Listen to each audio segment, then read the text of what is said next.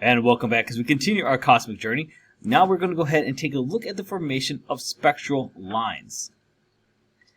So if you remember that light has a spectrum, and it can be affected by the gas in which it passes through. So when we take a look at the hydrogen spectrum, we can use this to kind of start our journey. So let's take a beam of white light and it's passing through a gas of atomic hydrogen. Now, a photon of wavelength 656 nanometers has just the right energy to raise an electron in the hydrogen atom from the second to the third orbit. As all the photons of different energy stream by the hydrogen atoms, photons of this wavelength can be absorbed by those atoms whose electrons are actually orbiting on the second level. When they absorb, the electrons on the second level will move to the third level, and a few of the photons of wavelength energy will be missing from the general stream of white light. Now, other photons will have the right energies to raise electrons from the second to the fourth, first to the fifth, and so on and so forth. So, if we actually want to start finding some of these charges here, let's again suppose we have a container of hydrogen gas through which is a whole series of photons is passing, allowing many electrons to move up to higher levels. When we turn off the light source, these electrons are going to fall back down from the larger to smaller orbits and emit photons of light, because again, remember, they are shedding energy. The orbital changes of hydrogen electrons give rise to some spectral lines.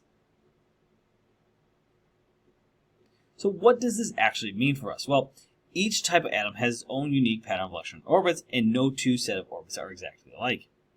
Each type of atom shows its own unique set of spectral lines produced by electrons moving between its unique set of orbits. Astronomers and physicists have worked hard to determine the lines that go with each element by studying the way atoms absorb and emit light here in laboratories on Earth. They use this knowledge to identify the elements in celestial bodies. And in this way, we actually know the chemical makeup of not just any star, but actually even the chemical makeup of entire galaxies. So let's tie this back into energy levels in excitation. The energy levels of electrons can be thought of as representing certain average distances of the electron's possible orbits around its atomic nucleus. Now, ordinarily, an atom is in its lowest possible state of energy. We call this its ground state. In the Bohr model of the hydrogen atom, the ground state corresponds to an electron being in the innermost orbit. Now, an atom can, of course, absorb energy, which is going to raise the energy level higher.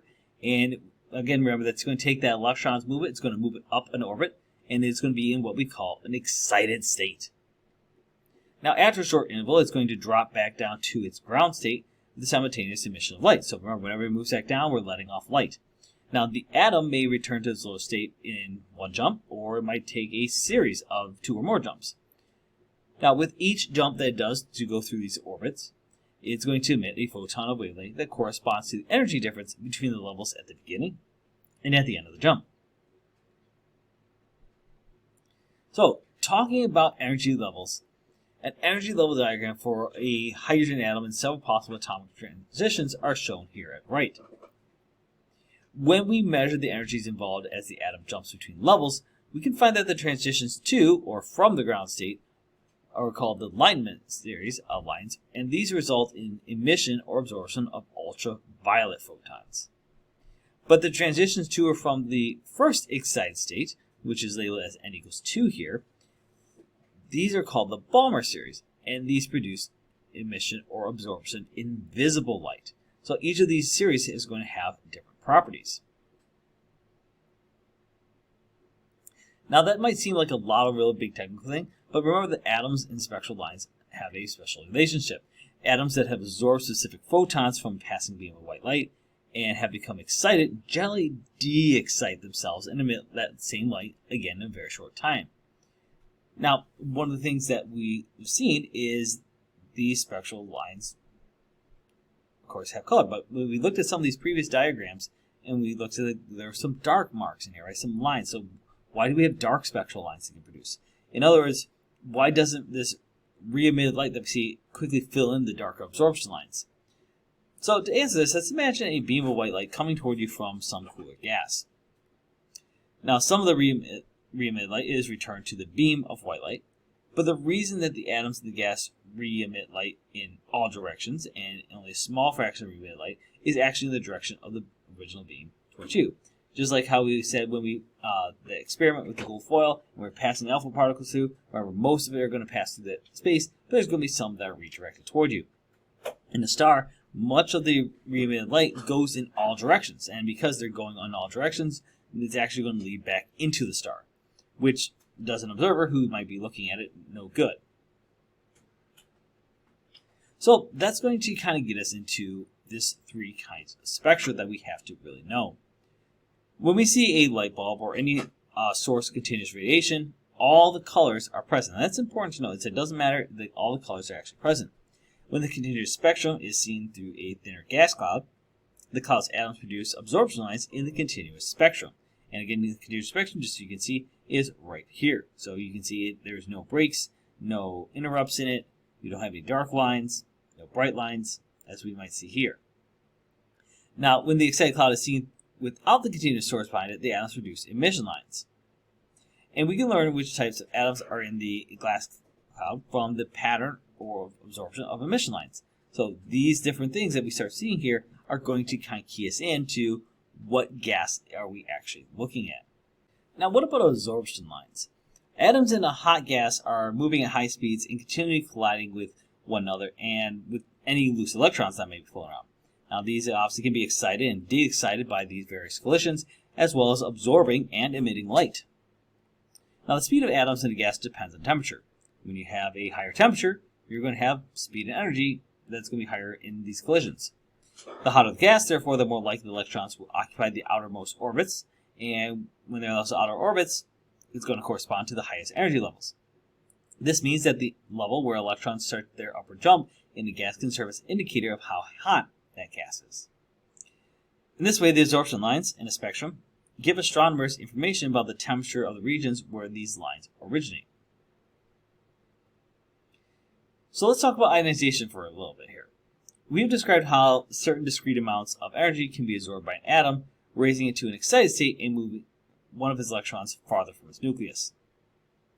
If enough energy is absorbed, the electron can be completely removed from the atom, which we call ionization. And an atom that has undergone ionization is then said to be ionized. The minimum amount of energy required to remove one electron from an atom in its ground state is what we call the ionization energy. And so when we talk about ionizing atoms, the first thing you have to understand is there's still greater amounts of energy must be absorbed by the now ionized atom or an ion to remove additional electrons that are deeper within the structure of the atom. Successive greater energies are needed to remove the third, fourth, and fifth electrons from the atom.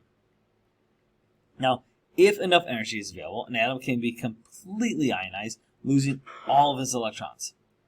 A hydrogen atom, with having only one electron to use, can be ionized only once. But a helium atom can be ionized twice, because it has 2 electrons. And if you wanted another example, an oxygen atom can be 8 times, because we have 8 total electrons in the oxygen atom.